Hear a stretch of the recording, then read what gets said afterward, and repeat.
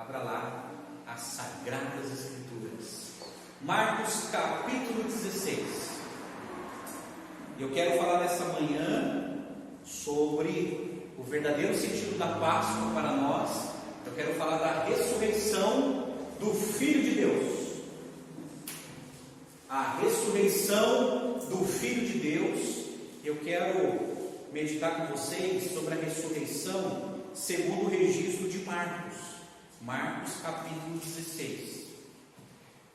Marcos capítulo 16, estarei lendo todo o capítulo, que trata desse grande evento que é a ressurreição do nosso Salvador. Acompanhe comigo a leitura da Escritura. Passado sábado, Maria Madalena, Maria mãe de Tiago e Salomé compraram óleos aromáticos para ungir o corpo de Jesus. E bem cedo, no primeiro dia da semana, ao nascer do sol, foram ao túmulo. Diziam umas às outras: quem nos removerá a pedra da entrada do túmulo? E olhando, viram que a pedra já estava removida, e que a pedra era muito grande. Entrando no túmulo, viram um jovem sentado ao lado direito, vestido de branco, e ficaram atemorizadas. Ele, porém, lhes disse: não tenham medo. Vocês procuram Jesus, o Nazareno, que foi crucificado. Ele ressuscitou, não está aqui. Vejam o lugar onde o tinham colocado. Mas vão e digam aos discípulos dele e a Pedro que ele vai adiante de vocês para a Galiléia. Lá vocês o verão, como ele disse. E saindo elas, fugiram do sepulcro, porque estavam tomadas de temor e assombro, e não contaram nada a ninguém, porque estavam com medo. Havendo Jesus ressuscitado de manhã cedo, no primeiro dia da semana, apareceu primeiro a Maria Madalena, da qual tinha expulsado 7 demônios. E partindo ela, foi anunciá-lo àqueles que, tendo sido companheiros de Jesus, estavam tristes e choravam. Estes, ouvindo que ele vivia, e que tinha sido visto por ela, não acreditaram. Depois disso, Jesus manifestou-se em outra forma a 2 deles que estavam a caminho do campo. E indo eles o anunciaram aos demais, mas também a estes 2 eles não deram crédito.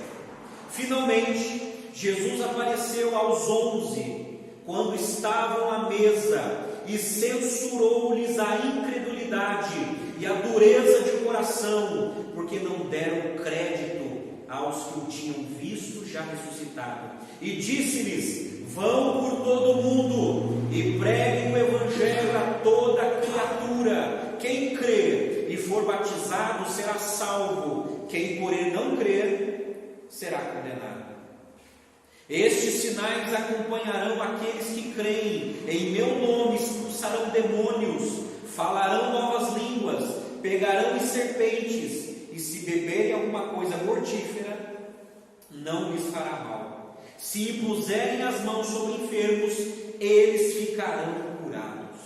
De fato, o Senhor Jesus, depois de lhes ter falado, foi recebido no céu e sentou-se à direita de Deus. E eles foram e pregaram por toda parte, cooperando com eles o Senhor e confirmando a palavra por meio de sinais que se seguiam. Amém? Vamos orar mais uma vez? Pai Celestial, nós te louvamos e nos submetemos às Escrituras.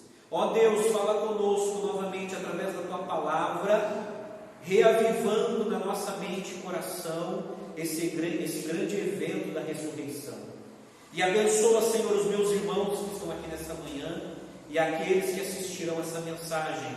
Que o Espírito Santo os faça entender o verdadeiro sentido da Páscoa, que é a ressurreição do nosso Senhor.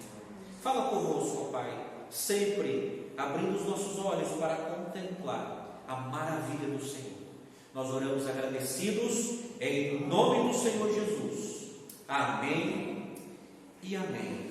Amados, esse aqui é o Evangelho de Marcos. Nós estamos familiarizados com o Evangelho de Mateus, porque nós estamos pregando de maneira expositiva, mas o Evangelho de Marcos também é muito especial. Por exemplo, esse Marcos, o nome dele na verdade era João Marcos. Ele que escreveu esse Evangelho. Marcos, ele era aluno do apóstolo Pedro.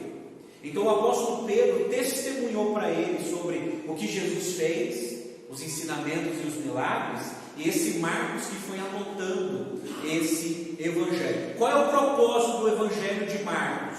Apresentar as boas novas de Jesus a um público essencialmente gentil, por meio da narração do testemunho dos discípulos a respeito dos fatos notáveis sobre a vida, a morte e a ressurreição de Cristo. Então Mateus, ele foi escrito para o público, para os judeus. Marcos, ele foi escrito para aqueles que não eram judeus. Alguns estudiosos dizem que Marcos, ele foi escrito para os romanos, para que eles conhecessem a vida e a morte e a ressurreição de Jesus. A data, quando que esse livro foi escrito? Foi escrito mais ou menos no ano 62 até o ano 69, está dentro desse intervalo, desse tempo. Qual foi a ocasião que esse livro foi escrito? Os pais da igreja afirmavam que o Evangelho de Marcos foi escrito em Roma, ou de modo mais geral na Itália. Essa opinião é corroborada, primeiro, pela parceria de Marcos com Pedro, porque Pedro também escreveu uma carta lá em Roma, pelos muitos latinismos do texto grego. Por exemplo, quando você lê o texto de Marcos, você vê várias expressões em latim, e o latim era um dos idiomas principais do Império Romano. E terceiro, prováveis referências a membros da igreja de Roma. Então, dentro do Evangelho de Marcos, você percebe alguns nomes de pessoas que eram membros da igreja de Roma. O público, para quem esse livro foi escrito? Além de ter dirigido especificamente a Roma, ou em termos gerais a Itália, foi escrito para um público gentil, mas sem excluir os judeus. Então lembre-se, o Evangelho de Marcos foi escrito para que os gentios conhecessem a história de Jesus. Agora, é interessante que Jesus enfrentou dois julgamentos. Antes do evento da ressurreição, ele enfrentou dois julgamentos, religioso e civil. O julgamento religioso, ele foi condenado por blasfêmia no Sinédrio judaico. Por quê? Porque Jesus, ele dizia que ele era o próprio Deus encarnado, e ele dizia que era o Messias. Isso para os judeus, na época dele, era uma blasfêmia. Ele foi julgado no Sinédrio por causa de blasfêmia. E Jesus também passou por um julgamento civil. Ele foi condenado por rebeldia pelo pretório romano. Por quê? Jesus também dizia que era um rei. Então, pela influência dos judeus naquela época, além de ser condenado religiosamente, ele também foi julgado na área civil, porque Jesus dizia que também ele era rei. E Roma só considerava um rei, que era o imperador romano. Ambos os julgamentos passaram por 3 estágios. Por exemplo, no âmbito religioso, ao prenderem Jesus, levaram-no a Anás, que era uma pessoa muito importante. Este o examinou e o levou a Caifás, que era o sumo sacerdote na época, que reuniu o Sinédrio e levantaram testemunhas contra Jesus. Depois, na sexta-feira de manhã, fizeram uma nova reunião e acusaram Jesus de sedição, de rebeldia. Com esta formulação, encaminharam Jesus a Pilatos. Aí aconteceu o julgamento civil em 3 estágios. Primeiro, Jesus foi levado a Pilatos, que era o cônsul, que era o governador ali naquela região. Aí Pilatos o envia para Herodes, que era o rei de Israel. E Herodes o devolve para a jurisdição de Pilatos. Herodes viu que Jesus não respondia nada, aí enviou de novo para a jurisdição de Pilatos. Pilatos percebe a inveja dos líderes religiosos e propõe a libertação.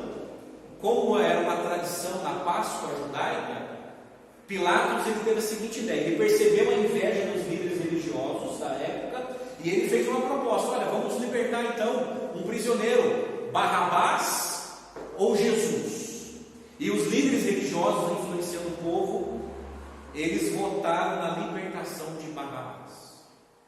E todo momento Pilatos tentando escapar dessa situação. Aí o povo escolhe a libertação pública de Barrabás e Pilatos ordena que castigassem a Jesus com açoites. Jesus foi castigado, foi torturado, e mesmo assim o povo, inflamado pela liderança religiosa, pediu a crucificação de Jesus.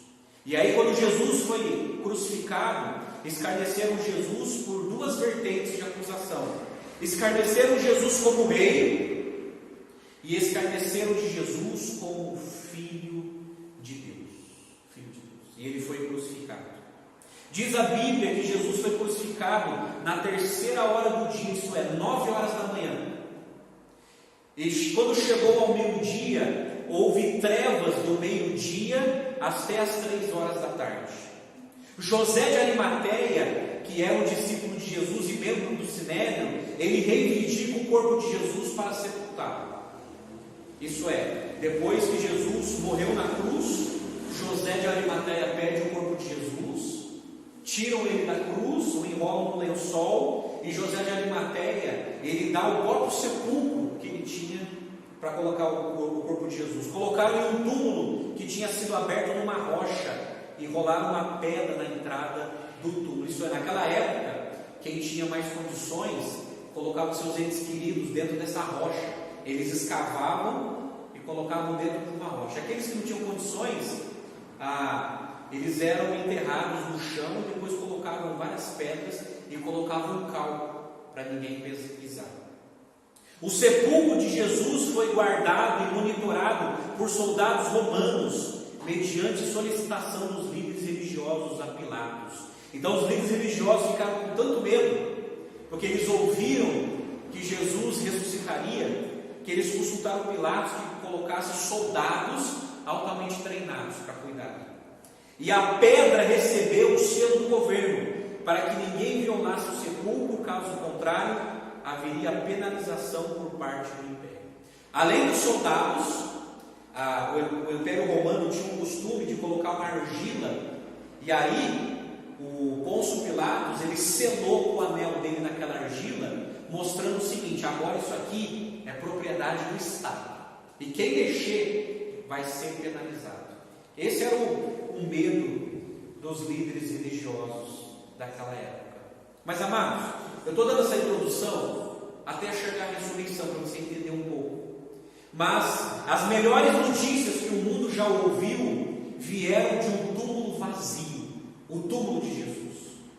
Certa vez um comentarista chamado Mulholland diz que sem a ressurreição o Evangelho teria terminado como más notícias. A história da Páscoa não termina com o funeral, mas sim com uma festa. O túmulo vazio de Cristo é o berço da igreja. O Dr. William Barclay diz que a melhor prova da ressurreição é a existência da igreja. Nenhuma outra coisa poderia ter transformado homens e mulheres tristes e desesperados em pessoas radiantes de alegria e inflamadas de um novo valor. Nós pregamos o Cristo que esteve morto e está vivo, e não o Cristo que esteve vivo e está morto.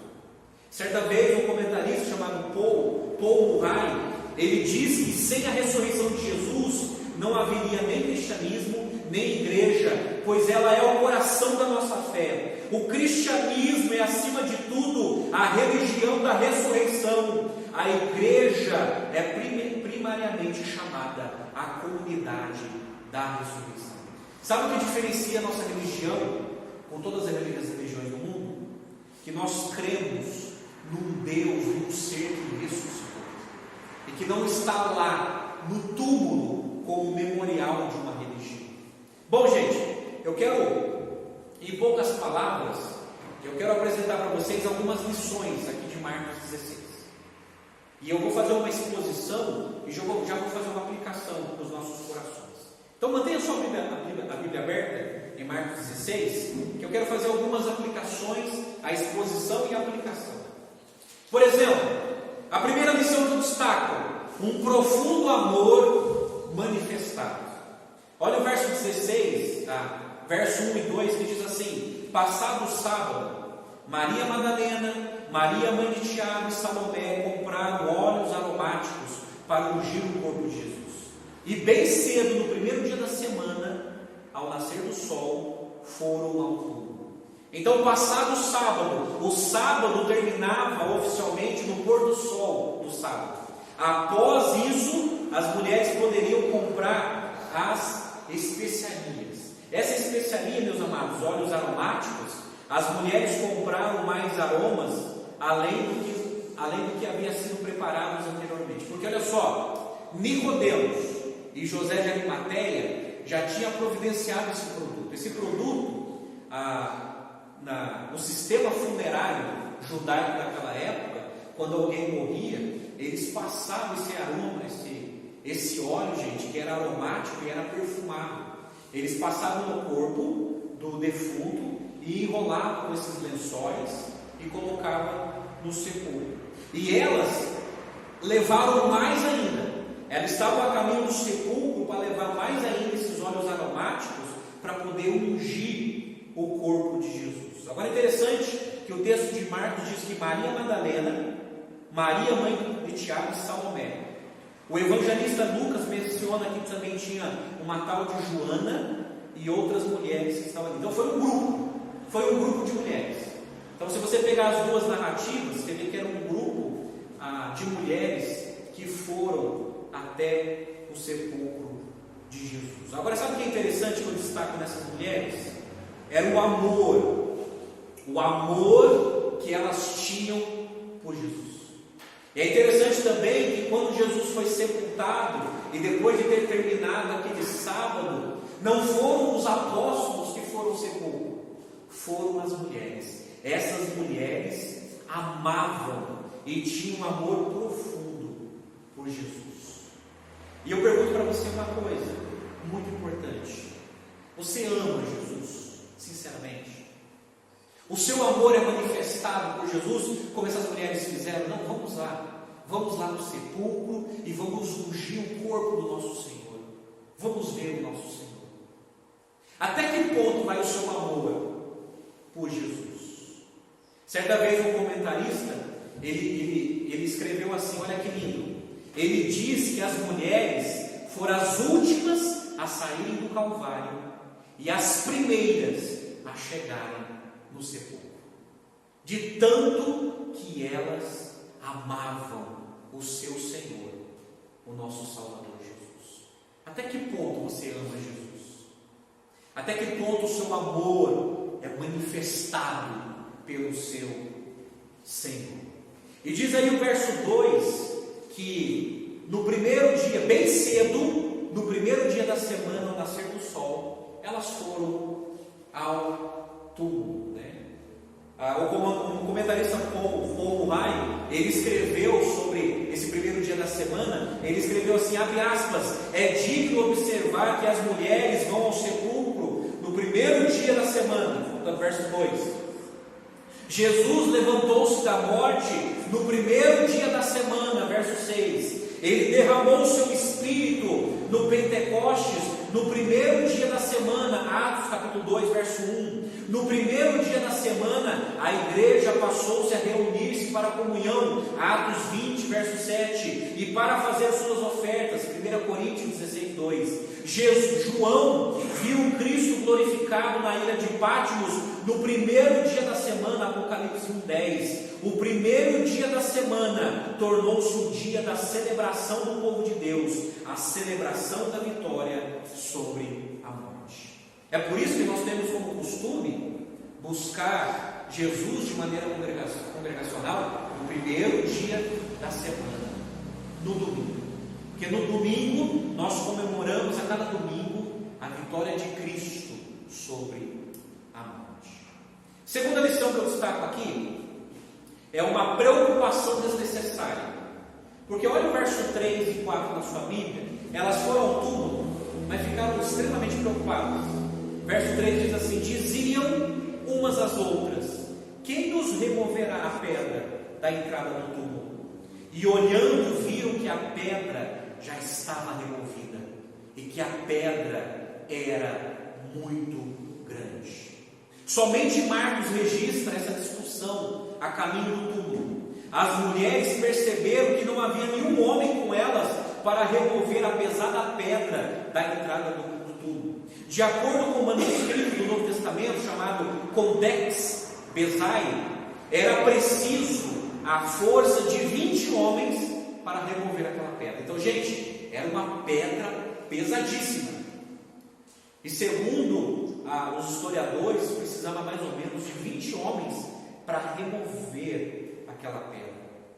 Só que quando elas chegam lá, verso 4, elas viram que a pedra estava removida. E isso aconteceu não para que Jesus pudesse sair, mas para que as testemunhas pudessem entrar. A pedra foi removida não de fora para dentro, mas de dentro para fora. E elas viram que aconteceu um milagre. Certa vez um comentarista, ele escreveu assim: ele afirma corretamente que o anjo não removeu a pedra para deixar o Senhor sair, mas para demonstrar que ele já não estava mais no sepulcro. Então elas tiveram uma preocupação: quem vai remover essa pedra?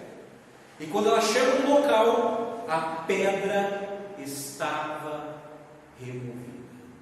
Quantas vezes na nossa vida nós nos preocupamos de maneira exaustiva? Muitas vezes na nossa vida o problema nem chegou, mas nós nos preocupamos de tal maneira que ficamos escravizados ou pela nossa ansiedade excessiva ou pelas nossas preocupações profundas. Como disse o pastor John Charles Riley, que uma grande parte da ansiedade que esmaga os cristãos procede de coisas que jamais acontecerão. Tem problemas que nunca vai acontecer e as pessoas se sentem esmagadas e preocupadas por questões que nunca vai acontecer ou que nem aconteceu ainda, e as pessoas já estão sofrendo. Essa foi a preocupação desnecessária dessas mulheres. Eu sei que era legítimo, porque talvez elas não tinham tanta força para remover aquela pedra, mas a preocupação é: quem vai remover essa pedra para nós? E quando menos elas esperaram, a pedra estava removida. É assim que Deus faz na nossa vida. Nós nos preocupamos tanto com grandes coisas da nossa vida, e muitas vezes nós não temos noção do milagre que Deus já está preparando. A pedra que Deus vai remover da nossa vida. É por isso que o apóstolo Pedro, ele escreveu sua primeira carta, capítulo 5, verso 7, ele dá um conselho, ele fala assim: lancem sobre ele toda a sua ansiedade, porque ele tem cuidado de vocês. Sabe por que você não morreu ainda? Sabe por que você não se prejudicou ainda? Sabe por que coisas terríveis não aconteceram com você ainda? Porque Jesus está cuidando de você. Diante dos problemas da vida, que para você é uma pedra tão pesada, Jesus está cuidando. Ele está cuidando de cada um de nós. Amém? Terceira lição: um fato incontroverso. Versos 5 e 6. Olha comigo na sua Bíblia, o verso 5 diz assim: entrando no túmulo, viram um jovem sentado ao lado direito, vestido de branco, e ficaram atemorizadas. Ele, porém, lhes disse: não tenham medo, vocês procuram Jesus, o Nazareno, que foi crucificado. Ele ressuscitou, não está aqui. Veja o lugar onde o tinham colocado. Eu destaco aqui 3 pontos. Primeiro, a pedra removida. No escrito de Marcos, ele fala aqui que tinha um jovem sentado ao lado direito. No registro de Mateus, Mateus chama esse jovem de anjo, que um anjo estava ali. E todos os evangelistas escreveram que a pedra foi removida. O sepulcro estava fortemente guardado por uma grande pedra e pelo sinete de Pilatos. A pedra foi removida e Cristo saiu vivo e vitorioso. A pedra removida é um memorial da vitória de Cristo sobre a morte. A pedra estava removida. Aí eu concordo com as palavras do pastor Hernandes Dias Lopes, quando comentou, olha gente, que lindo o que ele escreveu sobre essa pedra que foi removida e sobre o túmulo vazio. Ele escreveu assim, abre aspas, a pedra removida é o fundamento lançado sobre o qual erigimos a nossa vida. A ressurreição de Cristo é a pedra de esquina da fé cristã, a coluna mestra do cristianismo. Nosso Redentor não está no túmulo. Aí ele diz assim, você pode visitar o túmulo de Buda, Confúcio, Maomé e Allan Kardec, mas o túmulo de Jesus está vazio. Aí ele cita as escrituras, o apóstolo Paulo diz que se Cristo não ressuscitou, é vã a nossa pregação e vã a nossa fé. Então somos ditos por falsas testemunhas de Deus e ainda permanecemos em nossos pecados. Os que dormiram em Cristo pereceram e somos os mais infelizes de todos os homens. Nós cremos numa pessoa, num Deus que ressuscitou. Gente, essa é a diferença do cristianismo com qualquer crença que há no mundo. Os grandes fundadores de religião estão no túmulo, mas o nosso Cristo, o túmulo está vazio ainda hoje. Para quem tem a oportunidade de viajar para Israel, tem o túmulo de Jesus, e diz a alguns viajantes que eles disseram que tem uma placa em hebraico escrito assim: ele não está aqui, ele ressuscitou. O túmulo, gente, está vazio. O túmulo dos outros está lá, os vestígios, o pó, mas o nosso Cristo não está mais no túmulo. A pedra foi removida. O testemunho angelical, o anjo fala para aquelas mulheres: não tenham medo, porque esse Jesus, o Nazareno, ressuscitou. E o anjo avisou.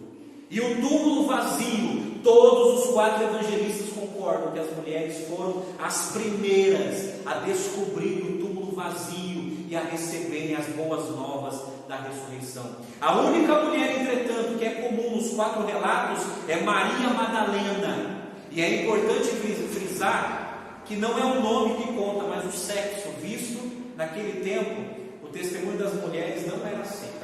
Agora, gente, aqui é interessante que aqui Jesus ele quebra paradigmas, porque aqui naquela época existia um preconceito muito grande contra as mulheres.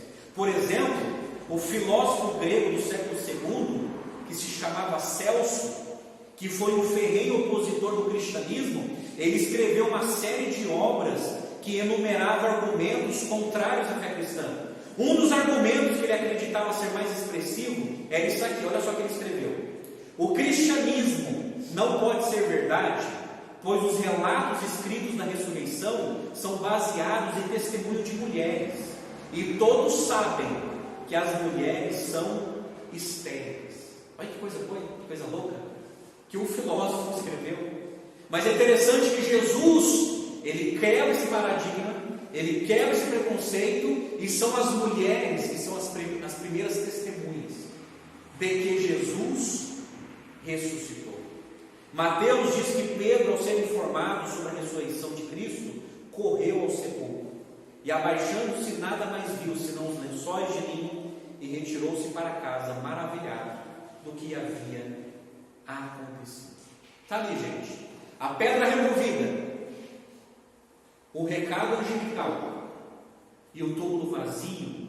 Marcos, ele está mostrando aos seus leitores o seguinte: olha, Jesus ressuscitou, ele está vivo, e ele apareceu primeiro para as mulheres, valorizando as mulheres e mostrando não só para as mulheres, mas para todo mundo que Jesus está vivo. Quarta lição, uma mensagem consoladora. Olha o verso 7. O anjo diz assim para aquelas mulheres: mas vão e digam aos discípulos dele e a Pedro que ele vai adiante de vocês para a Galiléia. Lá vocês o verão, como ele disse. 3 fatos eu destaco aqui. Primeiro, o Cristo ressurreto é o Deus da restauração. Por que será que o anjo falou isso para as mulheres? Mas vá, diga aos discípulos e a Pedro que ele vai adiante de vocês e lá na Galileia vai encontrar eles, como ele mesmo tinha dito. O Cristo ressurreto é o Deus da restauração. Sabe por quê?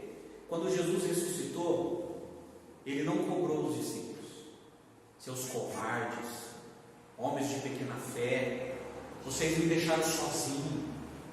Ao pé da cruz só estava minha mãe, Maria Madalena e João. Eu fui preso no jardim do Getsemane, vocês fugiram, vocês correram. E você, Pedro, que me negou de maneira vergonhosa. Mas interessante que quando Jesus ele ressuscita, ele quis restaurar os seus discípulos. E o anjo disse para as mulheres: olha, diga para os discípulos de Jesus que Jesus vai encontrá-los lá na Galileia. Lembre-se que esse sepulcro era na Judéia, no sul, a Galileia ficava no norte. E aí os anjos falaram assim: olha, Jesus vai encontrar com vocês lá na Galileia, com os seus discípulos. Jesus, gente, ele é aquele que nos restaura. E é interessante quando diz assim, o anjo diz assim: mas vão e diga aos discípulos dele e a Pedro. Por que será que o anjo falou, destacou o nome de Pedro?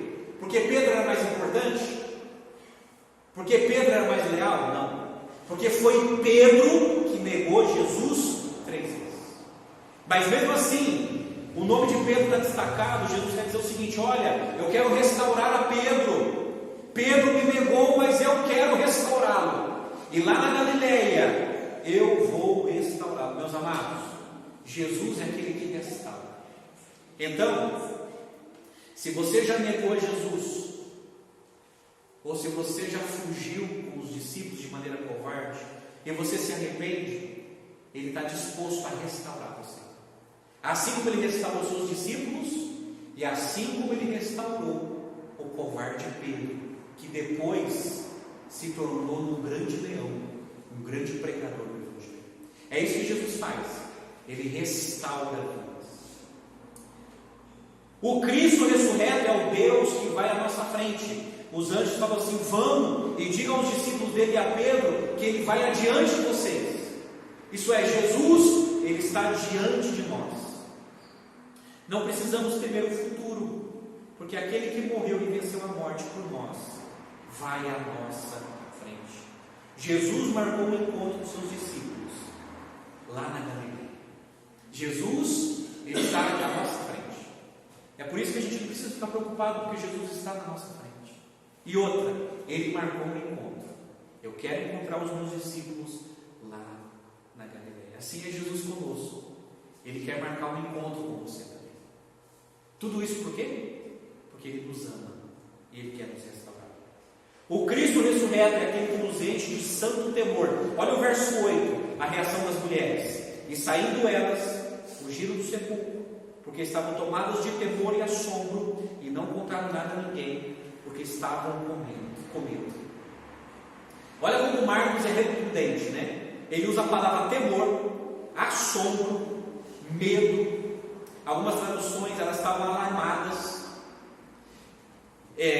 Marcos, ele está usando toda essa complexidade de emoções, mostrando o seguinte: que quando nós temos um encontro com Deus, nós temos um santo temor no coração. Mas olha só o que escreveram sobre essas mulheres. Essas mulheres foram as grandes heroínas no relato dos 4 evangelistas. Enquanto os discípulos de Cristo se escondem, elas se manifestam. Enquanto eles fogem, elas aparecem. Enquanto eles estão trancados entre 4 paredes, elas estão subindo o Gólgota, descendo a tumba, vendo anjos e contemplando ao Cristo ressurreto e correndo para anunciá-lo. O amor e a devoção dessas mulheres devem nos estimular. Elas eram corajosas.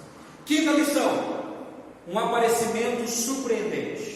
Versos de 9 a 14, diz lá, né? Havendo Jesus ressuscitado de manhã cedo no primeiro dia da semana, apareceu primeiro a Maria Madalena, da qual tinha expulsado 7 demônios.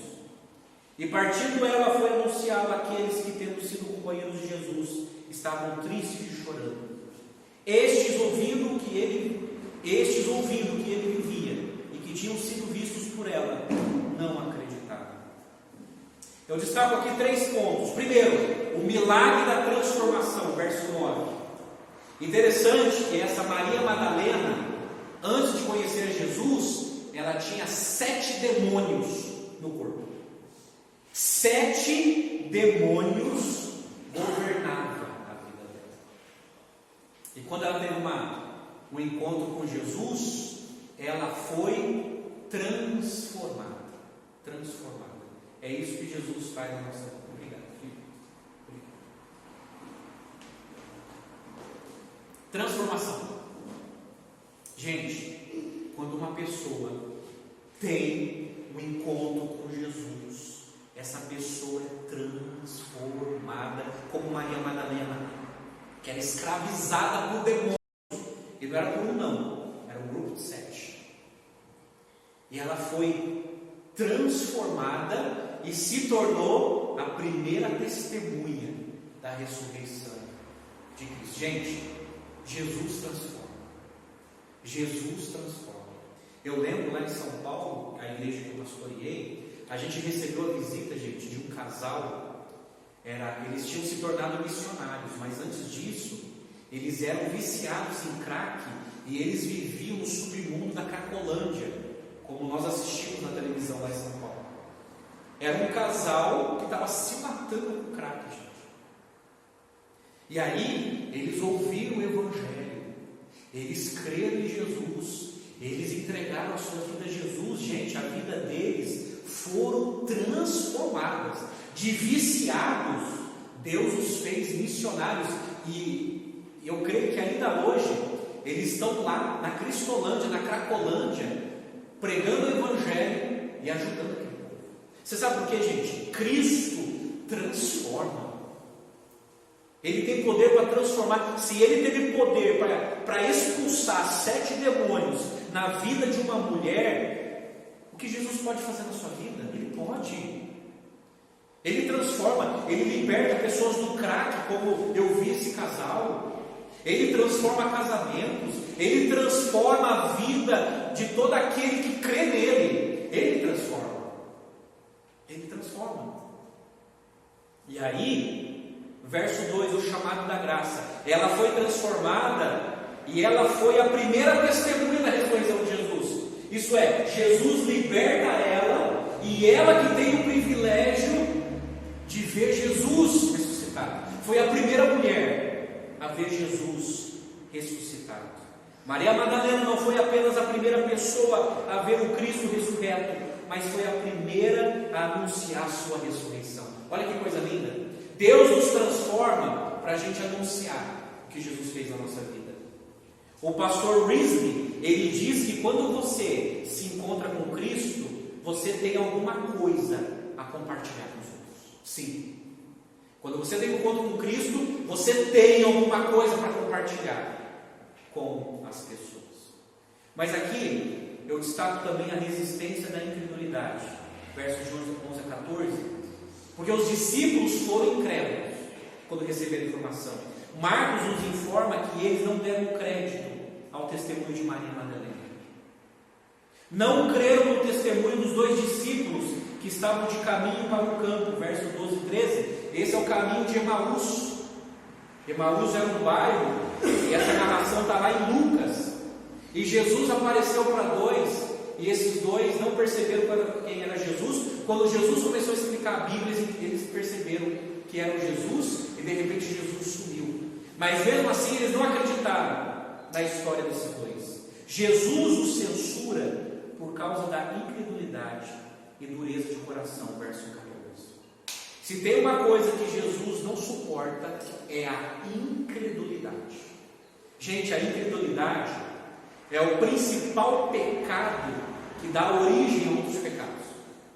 Lembre-se, quando Adão e Eva pecou contra Deus, obedecendo a Deus, é porque eles se tornaram incrédulos.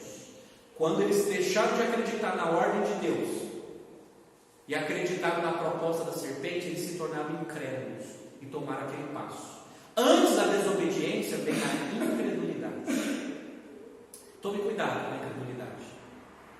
Tome muito cuidado. A sexta lição e a última, uma comissão universal, versos de 15 a 20. Aí Jesus fala assim: vão por todo o mundo e pregue o evangelho a toda criatura. Quem crer e for batizado será salvo, quem porém não crer será condenado. E estes sinais acompanharão aqueles que creem em meu nome: expulsarão demônios, falarão novas línguas, pegarão em serpentes, e se beberem alguma coisa mortífera não lhes fará mal. Se impuserem as mãos sobre os enfermos, eles ficarão curados. Eu quero fazer 4 considerações aqui. Primeiro, as boas novas é o próprio Jesus. Quando ele diz assim: vão por todo o mundo e preguem o evangelho. Gente, o evangelho é o próprio Jesus. O evangelho não é como ter uma vida boa. Tem muita gente que se engana aqui. O evangelho não é ensinar a pessoa a ter uma vida boa. O evangelho não é uma proposta de uma vida sem problema. Não. O evangelho revela uma pessoa: Jesus. Aquele que Deus enviou para morrer por nós na cruz e que ressuscitou. O evangelho, ele é resumido numa pessoa bendita, que é Jesus. A boa nova de Jesus precisa ser pregada. O verbo pregar é outra palavra favorita de Marcos. Ela é encontrada 14 vezes nesse evangelho, enquanto só aparece 9 vezes em Mateus e Lucas. Gente, o evangelho precisa ser pregado. Jesus falou: vão por todo o mundo e pregue o evangelho a toda criatura. Como eu já falei nesse púlpito, a religião cristã, o movimento cristão é um movimento militante. O nosso trabalho é pregar. Olha só, fazer ação social é uma coisa boa, mas a parte principal da igreja é pregar o evangelho, é comunicar o evangelho. A igreja é uma agência missionária e precisamos pregar o evangelho, mostrar Cristo para as pessoas. E lembre-se, quando a gente fala o evangelho para as pessoas, não é ensinar as pessoas a ter uma vida boa, porque muita gente pensa que é isso, o evangelho é ter uma vida boa. Não, pregar o evangelho é falar daquilo que Jesus fez por nós lá na cruz. Então a boa nova de Jesus precisa ser pregada. John Charles Riley disse certa vez que a evangelização é uma tarefa imperativa, intransferível, impostergável. O mundo precisa do evangelho, e a salvação do evangelho precisa ser oferecida livremente a toda a humanidade. Deixa eu perguntar uma coisa para você: você tem pregado o evangelho? Mas pastor, eu não sou pastor. Não. Quem disse que a pregação do evangelho é só para pastores? Cada crente, cada cristão é um mensageiro do evangelho. Você precisa falar do evangelho. Sua família, seus parentes, seus amigos, você precisa falar. O evangelho tem que ser verbalizado, tem que ser comunicado. E quando nós nos omitimos, nós pecamos contra Deus. A boa nova precisa ser recebida, porque Jesus falou: quem crê e for batizado será salvo, mas quem não crê será condenado. É interessante que Marcos aqui, ele põe primeiro a palavra crer, depois batizar. Não é o que o batismo salva, mas aqueles que creem, que têm uma verdadeira fé, eles tomam toda a obediência de se batizar. Mas Jesus está dizendo o seguinte: olha, essa boa nova precisa ser recebida. Quem crê será salvo. Mas Jesus deixa bem claro, e eu sei, gente, que isso aqui é desconfortável. Jesus deixa bem claro que quem não crê será condenado. Quem não quer seguir a Jesus, quem não quer obedecer os mandamentos de Jesus, quem não quer viver os planos de Jesus, gente, está fatalmente condenado. A gente precisa entender isso.